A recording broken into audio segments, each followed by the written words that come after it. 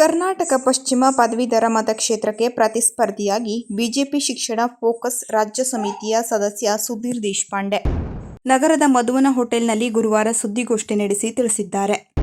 ಧಾರವಾಡ ಜಿಲ್ಲೆ, ಗದಗ ಜಿಲ್ಲೆ, ಹಾವೇರಿ ಜಿಲ್ಲೆ ಮತ್ತು ಉತ್ತರ ಕನ್ನಡ ಜಿಲ್ಲೆಯಲ್ಲಿ ನಮ್ಮ ಒಡನಾಟ ಇರುವುದರಿಂದ ಚುನಾವಣೆಯಲ್ಲಿ ನಾವು ಗೆದ್ದೇ ಗೆಲ್ಲುತ್ತೇನೆ ಎಂದು ವಿಶ್ವಾಸ ವ್ಯಕ್ತಪಡಿಸಿದ ಬಂಡಾಯ ಅಭ್ಯರ್ಥಿ ಸುಧೀರ್ ದೇಶಪಾಂಡೆ.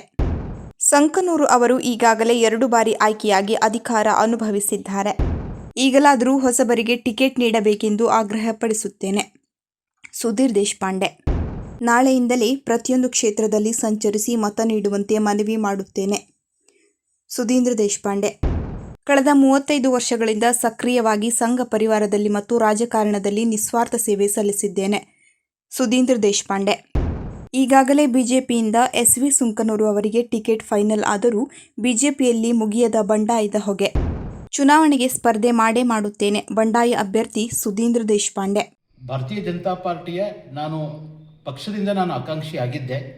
ಆದರೆ ಮತ್ತೆ ಶ್ರೀಯುತ ಸಂಕನೂರು ಅವರಿಗೆ ಭಾರತೀಯ ಜನತಾ ಪಾರ್ಟಿಯ ಅಭ್ಯರ್ಥಿ ಅಂತ ಅನೌನ್ಸ್ ಆಗಿರೋದ್ರಿಂದ ನಾನು ಅಭ್ಯರ್ಥಿಯಾಗಿಯೇ ಸಹ ನಾನೀಗ ಮುಂದುವರಿತಾ ಇದ್ದೇನೆ. ಯಾವುದೇ ಕಾರಣಕ್ಕೂ ನಾನು ಹಿಂಸರಿಯುವಂಥ ಪ್ರಶ್ನೆ ಇಲ್ಲ. ನಾನು ಸುಧೀರ್ ದೇಶಪಾಂಡೆ, ಕರ್ನಾಟಕ ಪಶ್ಚಿಮ ಪದವೀಧರ ಮತಕ್ಷೇತ್ರದ ಅಭ್ಯರ್ಥಿಯಾಗಿ ನಾನೀಗ ಇಡೀ ಕ್ಷೇತ್ರದಾದ್ಯಂತ ನಾನು ಪ್ರವಾಸ ಮಾಡ್ತಾ ಇದ್ದೀನಿ. ಇವತ್ತು ಶಿರ್ಸಿಯಲ್ಲಿ ನಾನು ಪತ್ರಿಕಾಗೋಷ್ಠಿಯನ್ನು ನಡೆಸಿದೆ ಮತ್ತು ನನಗೆ ಗೆಲುವಿನ ಅವಕಾಶಗಳು ಜಾಸ್ತಿ ಇದೆ. ಆ ಹಿನ್ನೆಲೆಯಲ್ಲಿ ನಾನು ನಾಮಿನೇಷನ್ ಫೈಲನ್ನು ನಾನು ಮಾಡ್ತಾ ಇದ್ದೇನೆ. ಇದರಿಂದ